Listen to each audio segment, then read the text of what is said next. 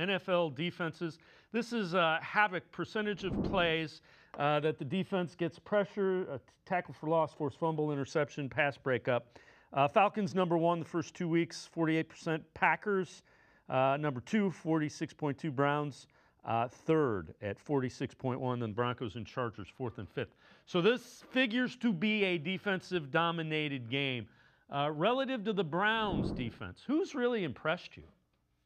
Yeah, I think that there have been a handful of guys that have been really impressive. I think Isaiah McGuire has been, very impressive to start the season. Obviously, Myles Garrett has. He's an absolute alien. He's going to impress you every single week. If you just watch him, he's worth the price of admission alone. I think that, some people might look at Mason Graham and say, hey, the pass rush numbers haven't been there for him, but I think that there have been some really nice run stop opportunities where he's been able to defend some double teams and get some solo stops. I was very impressed with Malik Collins last week. I mean, he really put on a show against Baltimore's interior, and Baltimore's interior, normally some ass kickers in there. I mean, Andrew Voorhees, Daniel Falele, Tyler Linderbaum is one of the best centers in the NFL, and there were times when Malik Collins was getting through those guys and getting into the backfield with regularity. So, to be honest, it was all of them, especially going back and watching that game against Baltimore. It's a lot closer for a lot longer than people expected it to be, I think, just because of that defensive line. And so it makes sense that havoc percentage, they would be a top 5 unit in the league,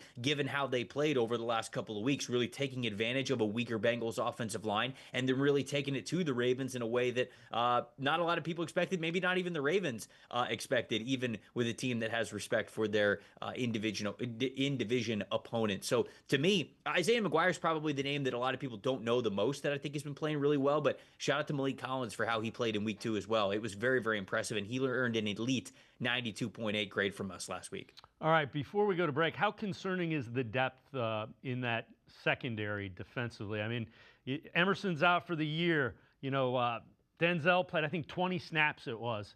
And whomever was in the slot, be it Cam Mitchell, Miles Hart, they got eaten up.